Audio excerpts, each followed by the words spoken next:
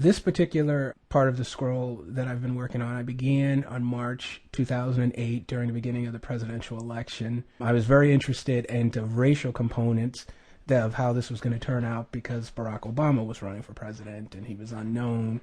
He was from Chicago. He was a young senator.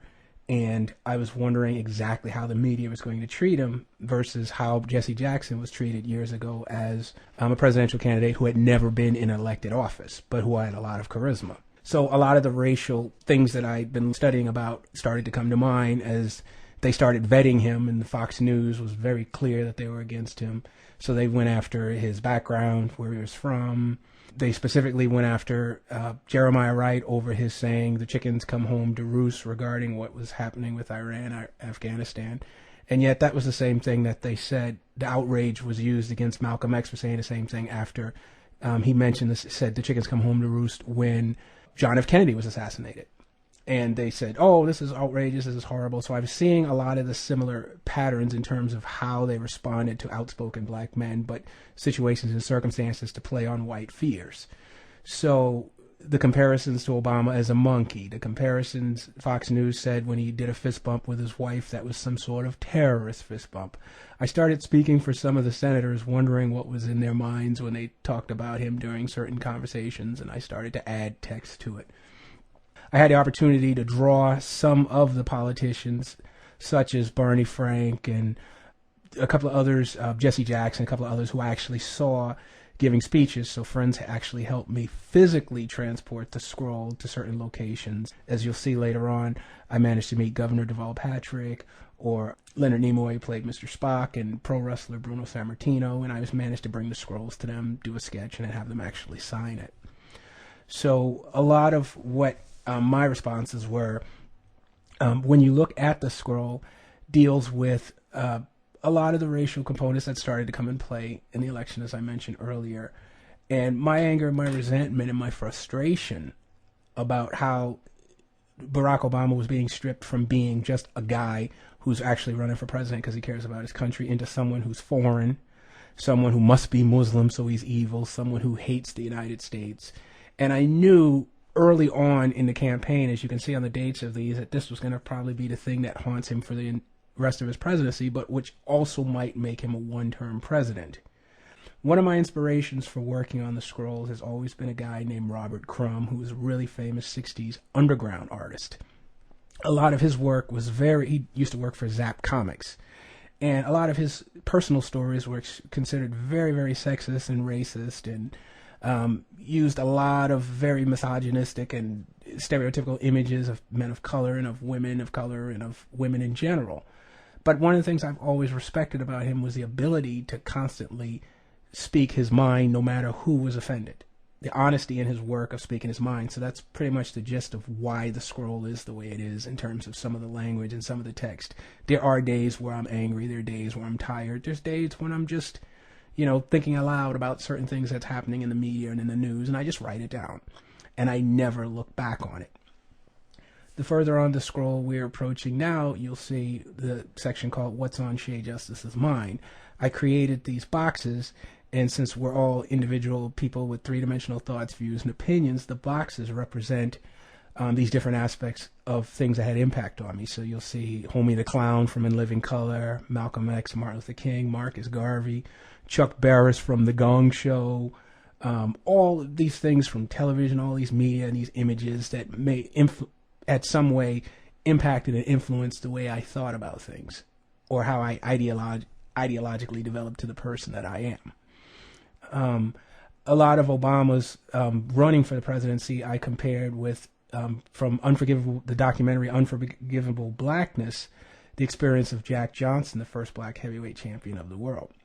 Flamboyant, top heavyweight in the world, early part of the 20th century, hated because he was constantly knocking white guys out, and when he won a championship, they harassed him, partly because he was married to several white women, some of whom were former prostitutes, and so they started creating different laws to not acknowledge his wedding or his marriage in certain states in order to have a way to have him set up to go to jail. But those same laws Mitt Romney attempted to use when he's tried to stop gay marriage from being legalized in Massachusetts. I have Josephine Baker here, who is a wonderful African-American singer who also was a spy for the French during World War II.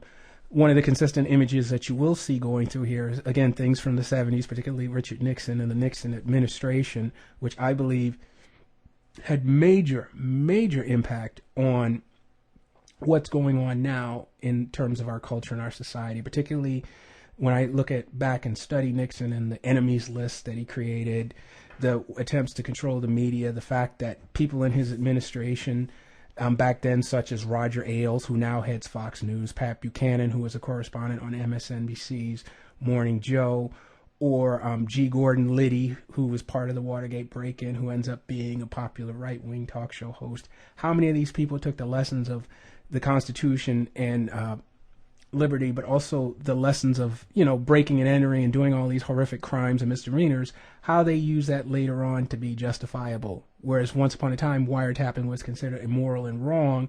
Now, because of people like Dick Cheney and Donald Rumsfeld, both of whom were also part of the Nixon administration, it's considered legitimate in the interest of security, national security, and winning the war on terror. So a lot of the freedoms that are supposed to be in place have been slowly eroded through time. And a lot of these were young men during the Nixon administration 40 years ago.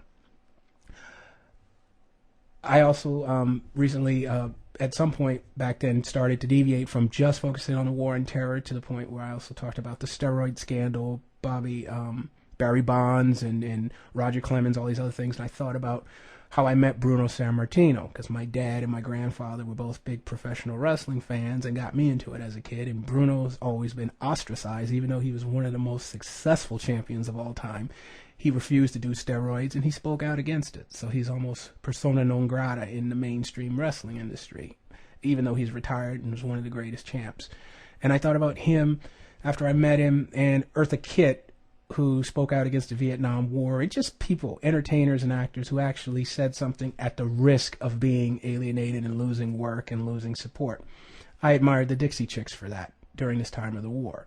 So sometimes when I'm working on the scrolls, I also kind of give myself a flashback to other people, Muhammad Ali, Bruce Lee, different people who actually said, you know what, I'm going to do something different or go against the grain because I want to prove that I'm special or I'm important or I want to have some sort of impact on other people. As we work through the scroll, you'll also notice that I try to quote a lot of people. A lot of my illustrations are just portraits because I've always wanted to be an editorial illustrator for a major newspaper. Since that's never happened, I like the scroll as an opportunity for it. I did a couple of portraits of Rush Limbaugh and Ann Coulter, and my anger and frustration and outrage over the fact that they're making so much money off telling people basically to vote against their own interests in terms of class, in terms of tax cuts to help the wealthiest people, which is basically who they're in favor of supporting. And I started to question my sexism in terms of some of the language I used against Ann Coulter. But then again, as I said, as I work on the scroll, I'm not going to limit myself as to how I communicate my thoughts, feelings, views, no matter how offensive it may come across. These are some initial portraits I had drawn of Barack Obama, but also made me stop drawing on my drafting table because my beer kept falling over and spilling on the images, or some of the marker stains would bleed through by mistake when it was wet.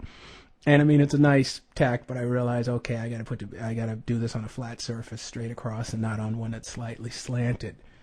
I managed to see the great Odetta perform at Franklin Park before she passed on, and as they were heading towards the inauguration, Barack Obama's inauguration, I wished out loud that Ray Charles and Odetta and certain other people that are no longer with us could perform there. My son at age 8 wanted to contribute to the scroll, which he's done over the years in terms of footprints or quotes that I've written about him. So he contributed an illustration of Obama during the inauguration. He wanted to be the person to draw him, which I said fine. I started the project as he was born, not long after he was born, and so I've continued it as he's grown older. As I looked through the scroll at certain points, I realized I started using panels and boxes to put the figures in because I'm starting to give consideration to another form of narrative. A lot of the images that you see initially from this one and the other 8 previous scrolls are mostly focused on the portraits of the heads of the figures because I've always been about portraits, as I mentioned earlier. But gradually I started to look at whole bodies, like troops that have been injured in Iraq, and wanting to really study how their bodies are contorted or how their injuries have manifested themselves. Certain parts of the scrolls have been added to since before this was previously filmed. So there's certain discrepancies in certain areas that you may see, and say parts that are blank that aren't. I started to experiment also with another medium on there. Normally I just use pencil and magic markers, but as you can look at the portrait of Jack Johnson, I started to also use watercolor paints and do monochromatic studies to make it look like they're actual photographs during the early part of the 20th century. So I started to do that with them, but also with Frederick Douglass. And again, as I work through the process of working on the scrolls, one of the things that always comes back to me is, where does it relate to the past or my past experiences or certain things in history I find intriguing or engaging? For instance, the Republicans in Pennsylvania were doing these Obama as a monkey in a suit, sock monkeys they were putting out in rallies, and I started thinking about the banana splits and the absurdity of just these cartoons and how these certain things are done. I mean, in a positive way about the banana splits, but how disgusting that kind of image or stereotype could be used as a part of some sort of cartoon series, and people would say, oh, I don't take offense to it, but it is offensive.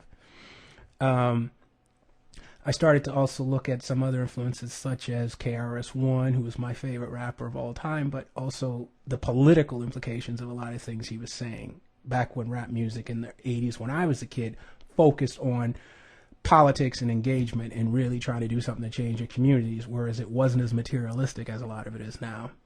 When I studied Machiavelli and Plato in college, I also used to joke about Chumley from the Tennessee Tuxedo cartoons and how he used to ask these really weird questions or put out these riddles that Tennessee Tuxedo and these other characters would try to figure out.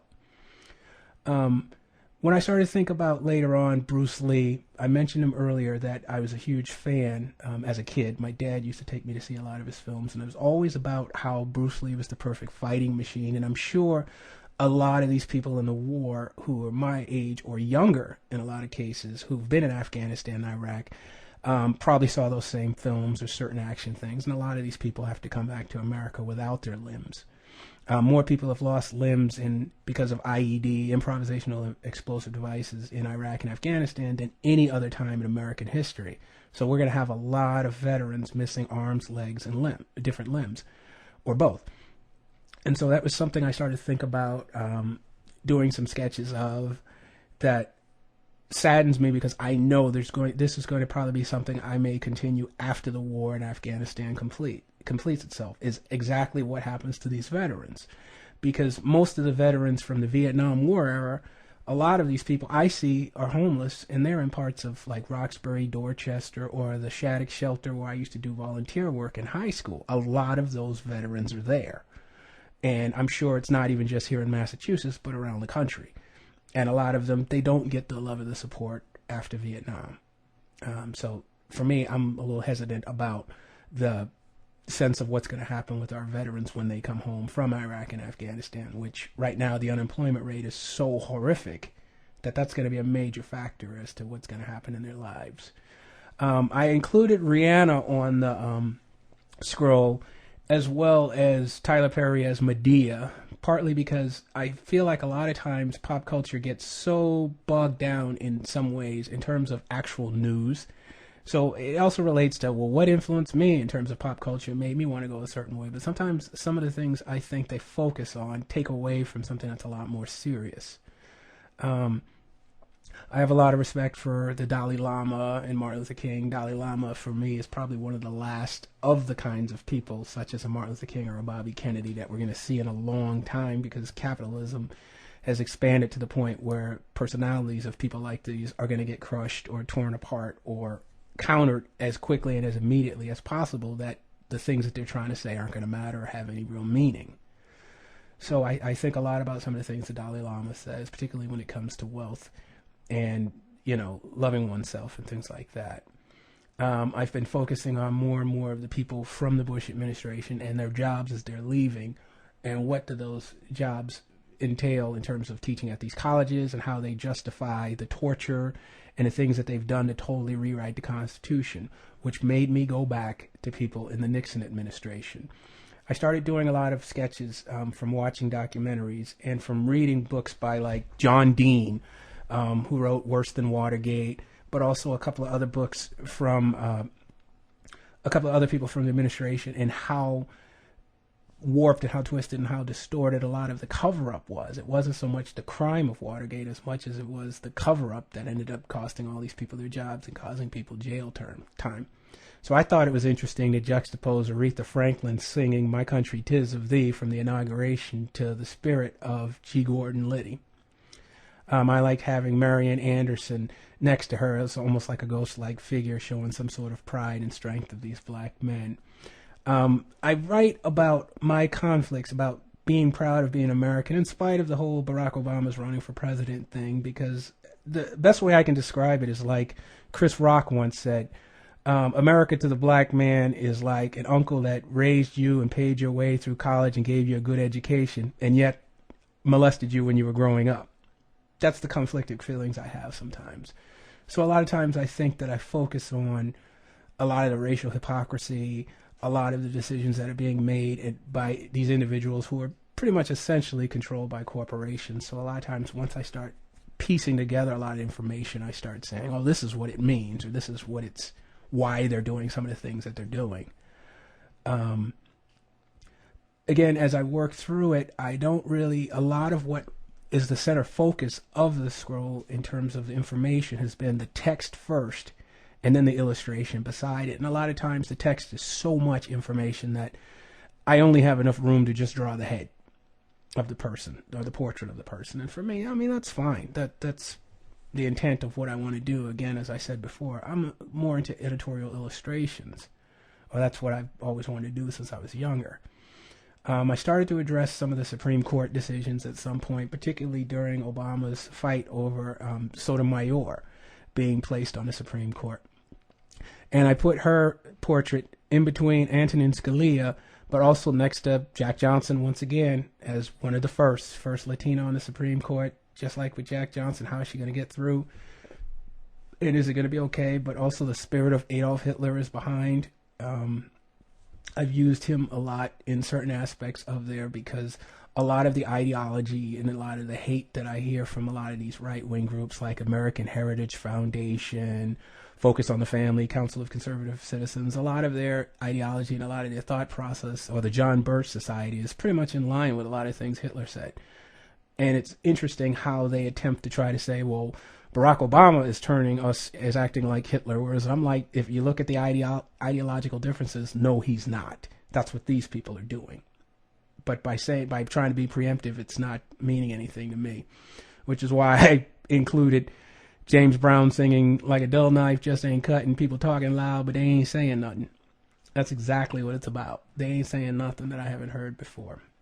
So at one point when I thought about the four horsemen of the apocalypse, which is a recurring theme also throughout the scroll, I added MacArthur, John Wayne, Elvis Presley, and William F. Buckley Jr. in terms of the intellectual justification of racism, the paranoia justification of racism, the entertainment justification of racism, and how we define our heroes in terms of John Wayne, and how that's led to a lot of the misunderstandings and the hatred of this country in terms of people of color. At some point, I started to talk a little bit about myself and what it all means. So I started a really major portrait of myself that's centered, and coming out of my face are all these little lines that lead to pipes. I was inspired by an artist named Chuck Close to do this. But coming out of these pipes, they focus into these three-dimensional boxes that I have throughout the scrolls that basically talk about what is my meaning of life. I mean, am I angry about abortion rights? Am I angry about certain other rights or things that are happening? Or how do I feel? Why am I not conservative? Or why am I liberal? Or why am I either one? So that's like a question I keep recurring as I work my way through here. And again, eventually I started getting the hang of just casual sketching of people. Bobby Kennedy, Martin Luther King keep coming to mind, partly because, again, I keep looking back at the historical concept of these heroes that we worship and that we always talk about and idealize. And I can't help but wonder if Robert Kennedy had become president of the United States in 1968, and if Martin Luther King had not been assassinated, would things have actually been better? Or would the corporations have marginalized and minimalized their impact the way they've been doing to Barack Obama? Is there more that he could do as president of the United States? So I stopped trying to idealize who everybody is and fantasize that everyone has to be this way or there's something that's out there, and just really start critically looking at how our society plays itself out. And that it matters not whether it's a Barack Obama, whether it's a Robert Kennedy, as much as it is what is the corporation saying, the people that really are controlling a lot of the wealth and the power in this country. What are they saying? How do they influence a lot of these things? Because the true measure of power is the ability to control other people's reality. At some point, I wrote, Ted, dear Ted, and I wondered aloud about Ted Kennedy. He died not long before my birthday, and I went to his service, his wake, at the John F. Kennedy Library, and I thought a lot about the New Deal and Franklin Delano Roosevelt and this whole thing, all these years of creating these social programs to help support the poorest among us. He was 77 years old. He died August 25th, a couple of days before my birthday. And whether or not that's even going to matter anymore without someone like him in the Senate pushing for that, it's one of the reasons why he's one of my most admired and respected American politicians. Because he made sure that health care and all these things for the poorest among us was something that was at least a priority. And since his death over the last 3 years, I don't really see that that's a part that's even on the agenda as much anymore. I'm inspired by a close friend of mine's, Tito Jackson, who's a Boston City Councilor, who I've included on the scroll because on a personal and a professional level, he's cut from a similar cloth as Ted Kennedy, of wanting to help those less fortunate, and it gives me hope. I mean, one day I'm hoping he'll end up mayor of Boston or something, but for now he's just, city council. I started to look at doing things about the immigration problem and doing some caricatures dealing with the immigration issues, particularly the Mexican problem that everyone is really, really talking about like it's brand new. I did a portrait of Leonard Nimoy, comparing him to Obama, and I was lucky and privileged enough to have him actually physically sign it at a sci-fi conventional thing.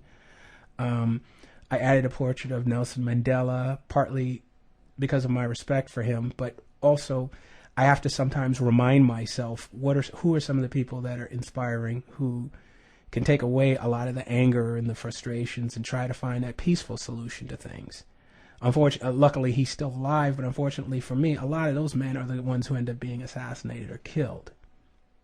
I started to make fun of a lot of the fast food industry, like instead of Kentucky Fried Chicken, KFU. The more I've watched Super Size Me and other documentaries that deal with what's in our food industry.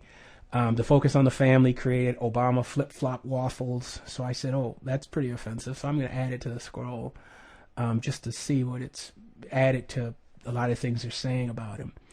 I used an old newspaper of Jack Johnson with this heavyweight title fight he's going to have, but I used it against Jim Jeffries, but I used it instead as a battle between liberal and neoconservative and what it means symbolically, because as I said before, I continually go back to Jack Johnson as I work on this. Another occurring image that continually shows up on the scroll is I do a number of angels flying through or in there. And part of the reason I include angels are spiritual reasons, reminders about what could happen after we're all dead or we're all gone and things like that, or what it all means when we make these decisions that impact other people's lives. Are we going to heaven or are we going to hell? I still have a lot of questions, but angels tend to remind me to at least keep them in mind.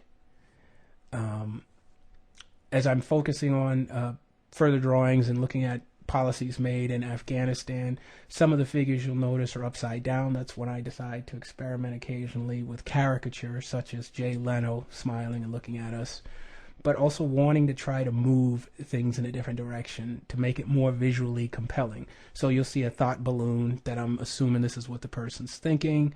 I'll ask a certain question out loud.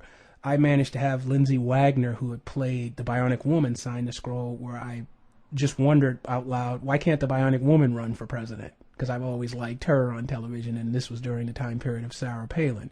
And just by chance, I met Lindsay Wagner at the Comic-Con. I thought about people such as Geronimo, who actually I consider a person who fought the war on terror over white supremacy. The more information that come out about Patrice Lumumba, who is an African person who was a prime minister who they ended up having assassinated during the Eisenhower administration. I started to think about that as more and more of the information about what the CIA was in on starts coming out 50 years later. I'm like, that information is important, even though it's been 50 years. I still want to have it involved somehow in the scroll, because it goes back to my wondering, what happens with heroes? Where do heroes go? Or why do these institutions try to destroy heroes that want to make the world better for other people? And Patrice Lumumba is a prime example of that. I started getting frustrated with Obama, so I started to look at how Lyndon Johnson governed when he was president of the United States after the Kennedy assassination. So I showed Johnson, and as you can see visually, I start to actually add more panels and add circles to show passages of time. Whenever I get frustrated about decisions Obama makes, I end up drawing him with his back turned to me, because, for me, I'm like, I take it personal, and I'm like, you're going to say this, or you're going to make this decision, so you're basically saying, forget me, or forget about what I think. And of course, he can't be all things to everybody. But again, it's my scroll, my thoughts, my feelings, and when I disagree with him and I get angry, I make sure I bring it up. Some of the other further portraits I do, I focus on just experimenting with certain pens and markers, which I enjoy. I managed to think about people who not necessarily have anything to do with the war on terror, but who I think are very valid, such as Leonard Peltier, and who Native American activist who's still doing a life sentence for murdering some cops who many people think is innocent, and thinking about the struggles that guys like that make. I like to occasionally make pop cultural references on the scroll, such as two cast members from Pulp Fiction, Jules and Vincent, as my response to Obama's security lapse, having those people crash one of the White House parties. So I just thought, that's pretty funny. But occasionally, the more information I've gained from newspapers, readings, and a lot of fact-checking about statistics, civilians, all these other things of people's lives that are affected, how many people have committed suicide, what's happened with our military, I tend to just start doing a lot of writing and statistics with a lot less of me writing and giving my own opinion. One of the other things that I also started to do is I started to work with Copic markers in certain areas to try them out. One of my favorite particular drawings I've done is of Barack Obama, and I use nothing but Copic markers, almost in a form, hopefully, to give the sense almost like it's painting or watercolor painting. Some of the times, again, we have a lot of images of people with thought balloons around their heads, is what I'm thinking they're doing or what they're thinking as these certain situations happen, or certain decisions, such as Joe Lieberman's voting against something, and he was the one who held up the Democrats on something, and just all these other opinions that I start to put thought balloons as to, this must be what this guy was thinking when he said it. And it's obvious I don't know exactly what anyone is thinking, but I like speculating it, and it gives a little bit more, for me, a little bit more fun in terms of texture, giving it a little more texture as to what they're saying or what they're thinking. I started to work on a funeral procession for Ted Kennedy, but it was also more of a metaphor for the what I feel is the erosion of our civil liberties and the Constitution. But I like the fact that the size and the scope of it is a lot larger in the context of the scroll, instead of it just being a portrait, but it's more of a full figured, so that it has almost an environment behind it. Again, I occasionally draw people upside down on there as just me experimenting with different things, but depending on how the mood suits me. One of my favorite artists is another guy named Victor Moscoso, who is another 60s illustrator, who often talked about a lot of his work was very sequential, but it made no sense. It was up to the viewer to try to interpret or understand exactly what he was saying, and he said that's pretty much the gist of it. Why should it be put in a way that the viewer is just going to be so easy that it doesn't force them to think? A lot of I noticed in my work that I start getting on situations regarding mainstream Christian evangelicals having had conflicted feelings regarding the issues of church and attention of church as a Baptist. A lot of what evangelical Christians have said against Barack Obama has been so offensive, outrageous, and disgusting that a lot of times I write it down. And in a lot of ways, you'll see a lot of profanity in certain areas, and some of the things that I talk about, part of it is because of my outrage and my feelings about how the faith has been so co-opted by these corporations and by people who have all this money and this wealth who could care less about the poor, about people of color, about anything else except for this one linear, narrow narrative that Jesus was a blonde, blue-eyed white guy, and this is what Christianity is all about. And that's what we're all supposed to conform to. It hasn't changed much since the days of slavery, and it offends me. And so a lot of times throughout the scrolls, you'll see me talk about that. The hypocrisy of groups like the C Street Gang, which was a bunch of these Republican Christian men who had this special meeting place where they ended up cheating on their wives and doing all these other things. And they all got caught. And one of them was Mark Sanford, the governor of South Carolina, who had cheated on his wife and flew and had this affair with this woman in South America. One of the other things I like to think about, I add a lot of quotes to parts of the scroll, and I make sure any parts where I quote, I always attribute that to that specific person. I don't ever want to take credit for something that I never said.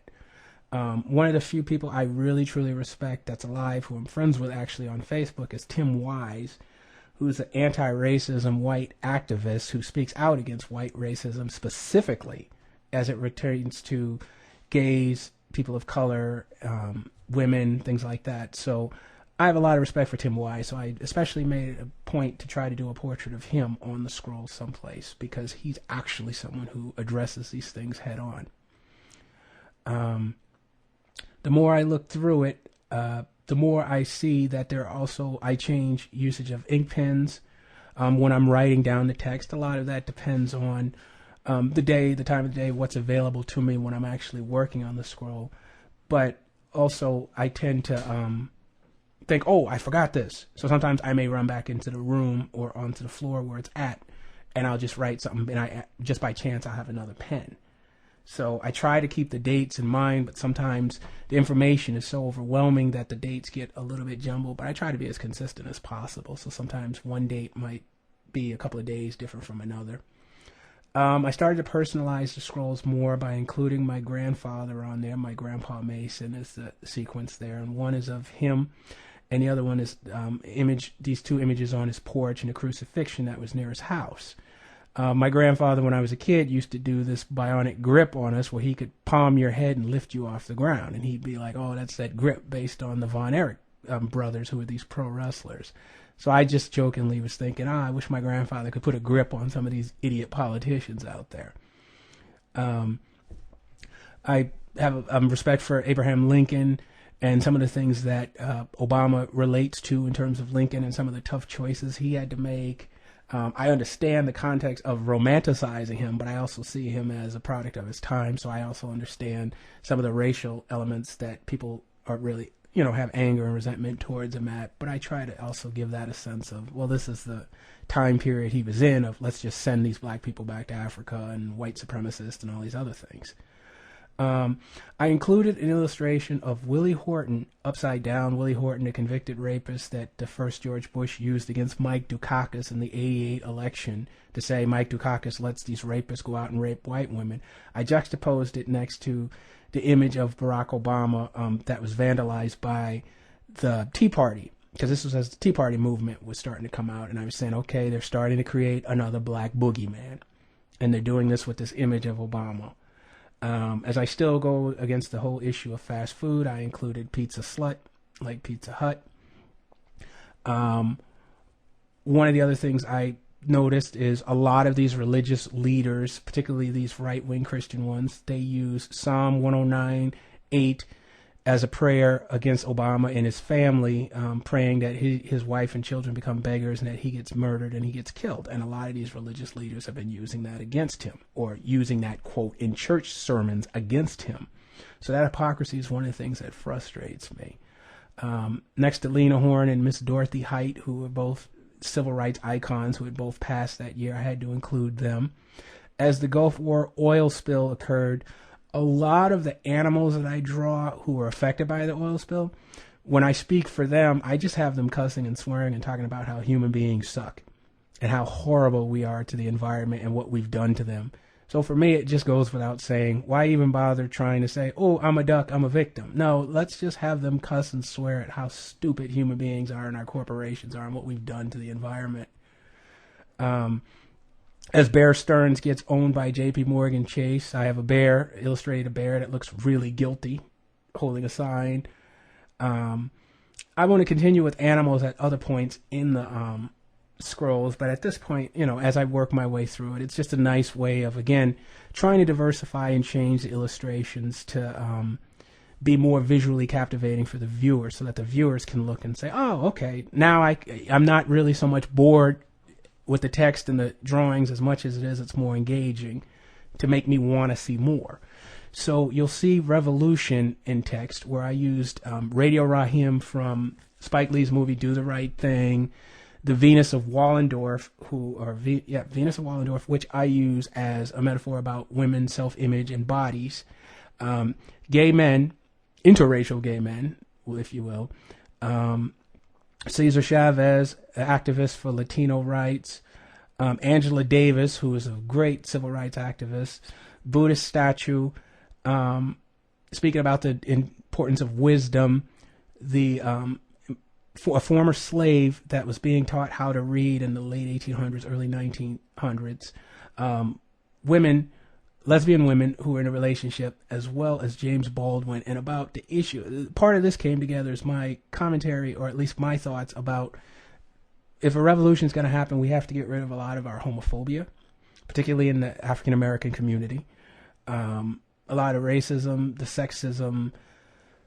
We have to be more literate. We have to be more educated.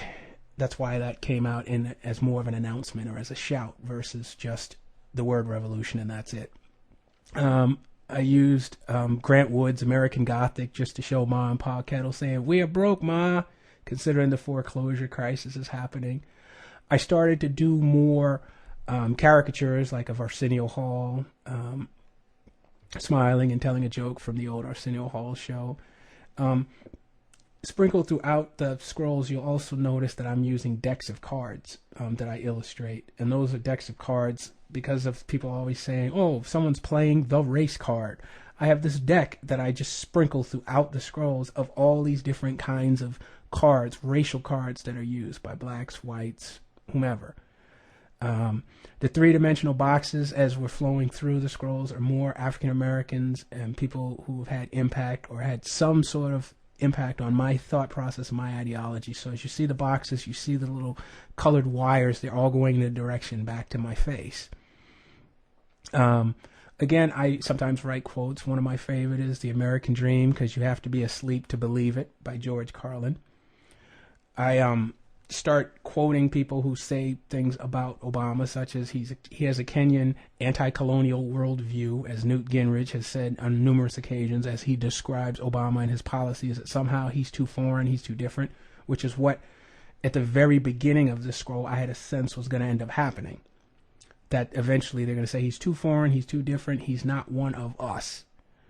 Even though he went to Harvard, suddenly Donald Trump and all these other people started saying, well, we want to test your mettle about you going to Harvard. We want to see your grades. We have to see your birth certificate. They started doubting who he was as an individual and as a person, to the point where it was just completely insufferable. So a lot of this particular scroll focuses on a lot of the racial aspects. As my son turned 10, I had him do handprints. On some of the earlier scrolls, he does footprints of, just for me as a marker of his age and of where I'm at on the scrolls at that time period. So, and it's also a way of focusing on his contribution in some way, shape, or form, which was a big selling point on the thesis that I wrote regarding this. as we head towards the anniversaries of 9/11, you'll again see some of these deck of cards floating through the air, such as Al Jolson singing Mammy, or Mau Mau, which is also used by Mike Huckabee and a number of people to say, Obama belongs to the Mau Mau ideology, or somehow African savages that plan on attacking America, and all these other things. So you'll still see me continually working in scrolls, not in scrolls, but in caricatures of some of the figures on the scrolls. And I talk repeatedly about institutional white supremacy because it is so fabricated into the institutions of our country. It's almost impossible to see how decisions are made or are not made that haven't had some sort of basis in a lot of white supremacists or classist, just against the poor and the working class and things like that. Particularly as a lot of these Tea Party people start becoming more conservative. I started looking more about the Southern Heritage Movement and how the midterm elections were coming, the constitutions and the myth of a white Jesus, because there's still people who absolutely refuse to believe that Jesus was a person of color or that Jesus was Jewish, which seems to be an ongoing denial fest about this idealized image of who Jesus is and what Jesus is supposed to be about. It's just not only disgusting and frustrating, but it's just tiring. I have absolutely no love or respect for Hollywood, in spite of the fact that Hollywood is considered a liberal institution and that it's Obama's main thing and that it's going to be great and it's important and all these other things. But considering the history of Hollywood and its ongoing degradation of black men and women throughout the 80-something years, 80-plus years, I have no respect. So, I occasionally see movies, things like that, but on the scrolls, there's certain areas where I talk specifically and address specifically some of the things about Hollywood, because it's almost tiring to have to constantly be told, if you're liberal leaning, you have to go in this direction, or if you're right wing, you have to go in that direction, because it limits, a third party, or it limits a third way of thinking or fourth way of thinking, which is part of the reason I've started this scroll, is because I'm tired of trying to think about ways to conform into what's considered palatable or acceptable. It's just tiring. And so as I work through the scroll, it's very liberating to talk about things that aren't subscribing to, I'm in the left wing, or I'm in the right wing, but this is just who I am. And I don't care about, you better vote pro-choice on this, or you better vote pro-life on that, or you better be pro-affirmative action, or you better be anti-illegal immigration, or else.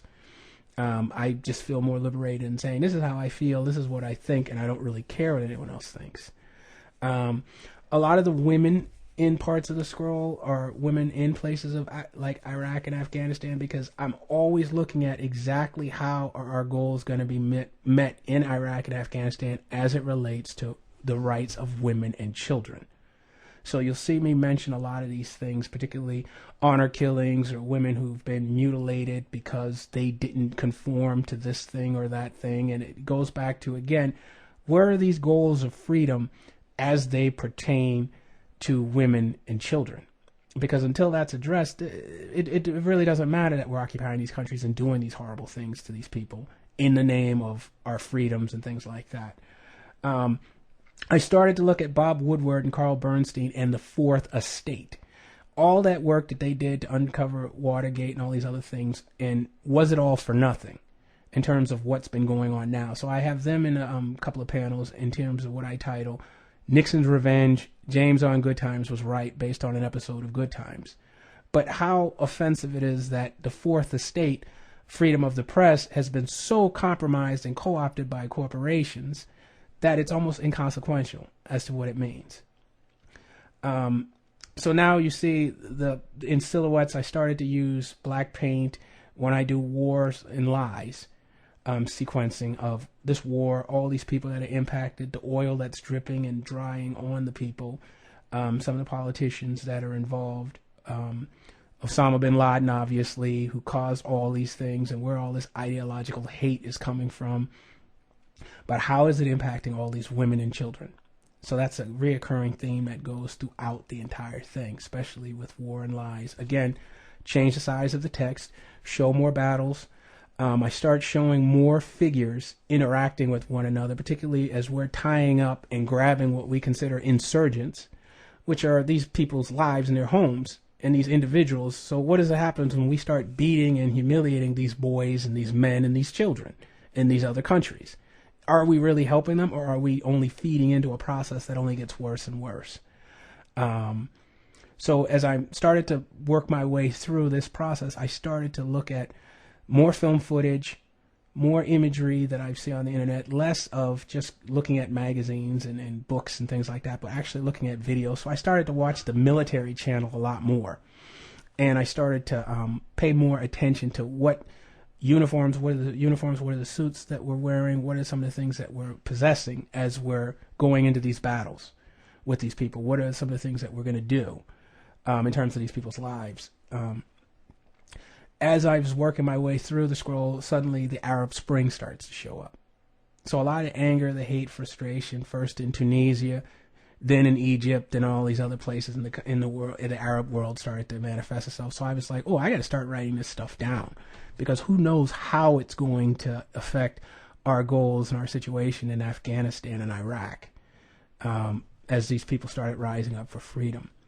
One of my favorite parts of working on the scroll was a part where I did called Nigger Lovers, where I have Donald Trump, Ronald Reagan, Rupert Murdoch, Mark Twain, Michelle Bachmann, Newt Gingrich, this hat of Uncle Sam, and coming out of the hat are a deck of cards next to a Ku Klux Klansman. And this is about people who want to see black people subservient, or who want to use the word nigger, such as Mark Twain, to debate over how many times he uses it in his Huckleberry Finn, or his Tom Sawyer Huckleberry Finn writing, the Southern revisionist writers. And these cards that are coming out of the basket are the deck of race cards that I mentioned earlier. And throughout the scrolls, you'll see parts of the cards floating in the air behind the illustrations or next to the text. Some of these people that are doing all these horrible things, like the man who shot Gabrielle Giffords, Sarah Palin, representative in New York, Peter King, who wants to do hearings to try to go after Muslims and wiretap all these mosques in New York, which the CIA ended up helping the NYPD doing, wiretapping and following all these Muslims in New York. And these are American Muslims, but it wasn't that much different than the occupation, the putting Japanese in camps during World War II that were heading in that direction, I feel. I have a section called What the Fuck Happened to Dick Cheney's Heart, where I focus on the parts of his heart, because he had another heart attack and he has to have a replacement pump, where I started to wonder, well, what, 5 heart attacks, all this hate and all these things that he's doing for profit and greed and money, maybe this is why he's as unhealthy as he is. So I started doing quotes from him, but exploring certain parts of his heart that probably are the reason why he's as sick as he is. What are some of these horrible things he's doing to the world? I started to add certain maps to start showing certain areas where things are happening in the world, particularly in Libya, and where some of the strategic things are. And as we're going through here, we see more of the cards and more shots of parts of the globe where all these conflicts are happening in Libya and certain other countries. So I start focusing on the LGBT community, the Israel card about black people who talk bad about Israel, such as Louis Farrakhan and all these other people, and what does it mean in terms of black-Jewish relations in the United States and how that's used, how Fox News has systematically undermined the character of the black man. I use blacks as angels in these particular parts, where I start talking about, how it's used to degrade and defame and destroy us. And I thought a lot about Fred Hampton as I was working through it. And I did this thing about being militant and being strong and being outspoken, and how Fred Hampton of the Black Panther was destroyed by our government, or rogue elements of our government, that did these things to him and murdered him, assassinated him, essentially. And I wanted to focus a bit on that. As I look at Afghanistan, I had read this really disturbing article in Rolling Stone about this kill squad. So I started to look at Raymond Pettibone's work, who's another artist, and his usage of sequencing and paneling in his illustration, standalone sequential art. So I started to do it about my response to this horrible thing that was happening, where they started murdering all these children, and these were American kill squads. of just these rogue guys who were just like, let's go out and let's do some things for fun. And then I started to think about using brush ink work, like in certain Japanese traditions of how they work in terms of illustrations and using the pen and brushes. But as a left-hander, it's been really difficult to do it properly, or at least do it in a way that my hand is as steady as it would be if I were right-handed, I believe. So a lot of it is I use blue pencils for illustrations, and then I started to use ink and brush to try to fill in the negative space. I'm starting to look more at using drones in illustrations, and on the drones they're flying signs, since now Obama's using drones to fly overhead certain countries and to try to kill insurgents or terrorists. And so these drones have been killing a number of innocent civilians in different places. So I started to put signs at the back of the drones as they're flying by on the scrolls to say, oh, you got to remember that you're killing all these children, or you're killing all these people. This is just going to beget even further hate.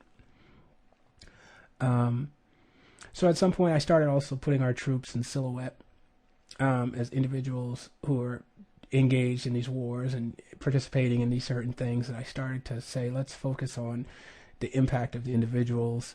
When finally Osama bin Laden was killed, I started to focus on that compound near the border of Pakistan where he was hidden out, or that mansion where he was hidden out near the border of Pakistan. So I started to talk a little bit about that, and that we finally got him. As you look at some of the deck of cards, I focus on things like sex, the sexual stuff with black men. That historically has always been this thing about black men and white women, but the racial components, all these other things. So those are in cards. As I go further down, I start to look at how England went up in flames, and a lot of the young who are unemployed and frustrated, and it went out on the streets, and there were all these riots. So I started to creating more and more panels to show how these people are rebelling against the state. And a lot of it is social media was causing a lot of these revolutions, such as in Iran and all these different places where kids were posting on Facebook that we're going to meet, not in Iran but so much, but as in Libya and all these places. We're going to meet, we're going to protest, here's where we're going to go, we're going to do these things, and we're going to stand out and speak out. And how hard it was for these different governments, not just in the Middle East, but also in England, to try to clamp down on these people to put a stop to it, because the social revolution was really coming. So they started to try to block internet access. And now, even in our own government, some lobbying groups are trying to fix it so that they can stop the internet at will and do all these censorship things and affect a lot of our civil liberties when it comes to communication on the internet.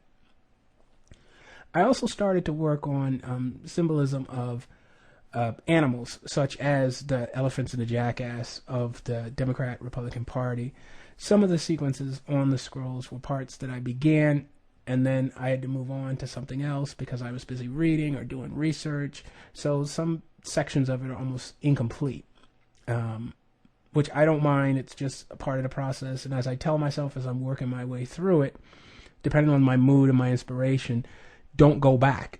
So as I don't go back and I look through certain parts, I go, oh, that's not finished, or oh, that's not done. Part of it is because I don't want to go back on what I started, or because I may have to end up rewriting something or rethinking something. Looking at the ongoing history and tradition of executions of black men in this country as some form of circus, I used Uncle Sam as the ringmaster. And it was partly because of the execution of Troy Davis, who was only even convicted and sentenced to die because of one witness, no forensics evidence or anything. And though there were all these appeals to the United States Supreme Court and all these other things, Troy Davis was executed. So I start off with showing Mumia Abu-Jamal, the youngest kid who was ever executed on death row, some other images I found of black men who had been executed. And I started to piece that together with a guy who's conducting a crusade against voting rights to make the South rise again, Condoleezza Rice being distorted with Dick Cheney crying a tear for them even though it doesn't matter, and how throughout the passage of time certain things don't change. So I asked the question, where's the justice? Where is the justice in a lot of these things? So as we flow through there, I start getting towards points where I start doing deliberate portraits of people who I've met, or who I've seen on the streets, things like that. and incorporating them into the scroll, particularly in the area where I show Troy Davis, who was executed. And cry for me, and my frustration that even in the 21st century, black men's lives are so easily dispensed with. So that's where that came from.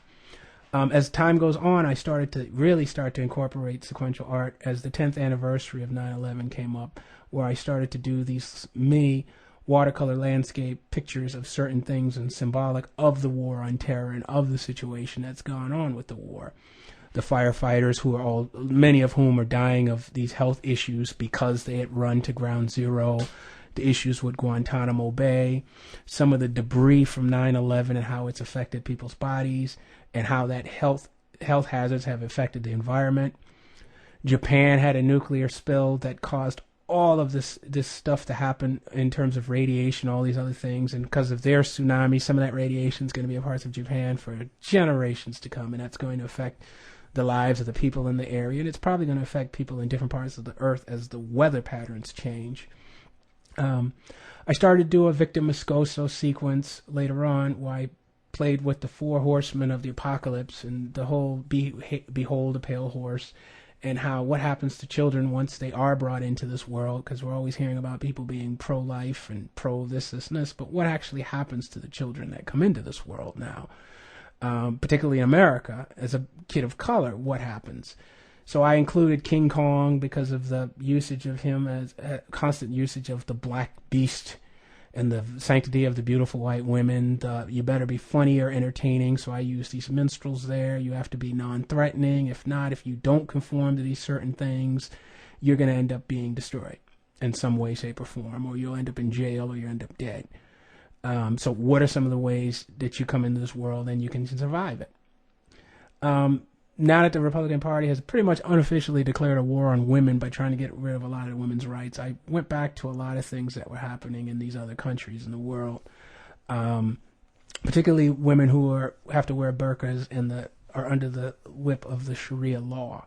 I've watched a number of documentaries, some of which speak about women. One particular stands out called Beneath the Burqa, that talks about the basic human right violations against women in these different countries, and yet how often it happens and how degrading and how horrible it is to women around the world. And I look at how in America so many attempts are done to try to at least reduce the status of women to that point in some way, shape, or form. I wouldn't say that all American women end up wearing burqas, but it is something to try to take away their rights to make equal pay as men, to have the autonomy to be able to marry whomever they want, or to get divorced from whomever they want, but also to do some of the things that they want to do with their lives.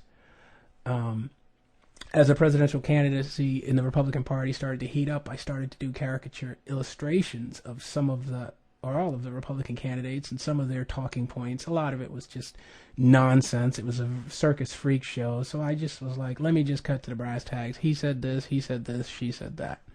I juxtapose a lot of what they were saying with the protests at the Occupy movement. I spent some time visiting with the Occupy movement at Dewey Square here in Massachusetts, interviewing people, speaking on the radio, because I co-host this radio show called The Family Tree at Northeastern University. So me and my best friend, we went and got involved with just listening to the Occupy movement and seeing what they're talking about, because they've addressed the issue of class and wealth disparities in the United States. So I addressed that as something that the Republican Party wasn't even going to talk about in their debates. As my sequencing moves forward, you'll see that, again, Obama's back turned to us because of some of the new laws that are going to probably cost us when the next president is in office in terms of detaining Americans indefinitely without our rights being intact as guaranteed to us by the Constitution. Eventually, I put my son in the image as to what does any of this mean for him? Race, warfare, class, what now? How are the corporations going to affect him? Taxes. So a lot of these things come out of his afro, out of his hair, and they move forward to a sequence that will come at a future date, should he so choose to, as he gets older and as the war comes to an end. The ongoing degradation and disrespect of Barack Obama I addressed when Governor Jan Brewer put her finger in his face and started yelling at him at the tarmac when he landed in Arizona. I started to address this whole thing about what does it matter if it's a fetus or it's a newborn child? If so many people are so oppressed, why do you care about bringing children into the world if you're going to do these things to them when they're here? Whether it's smoking, drugs, or beat them or oppress them or hurt them and all these other things. At some point I started to really focus on, again, the whole thing about evangelicals and his ongoing contempt. Franklin Graham, who's this national evangelical, and he's a son of Reverend Billy Graham, refuses to admit whether or not Barack Obama is a Christian, but he'll say it for presidential candidate Rick Santorum or Newt Gingrich, who cheated on several of his wives, one of whom was dying of cancer. And yet they're legitimate Christians and Barack Obama's not. I added my mom to the scroll from her high school yearbook picture because Dick Cheney got a new heart transplant, and my mom's not allowed to get one because they said she's too old, even though Dick Cheney's 8 years older than her. I was frustrated to the point where I had to add the dogs of war after the Trayvon Martin murder occurred with the George Zimmerman thing. And so as I continue working on the scroll, hopefully I'll get to the point where I can talk about the consequences and the things that this ultimately meant for me and relationship to my son, and how I see myself as an American, as a man of color.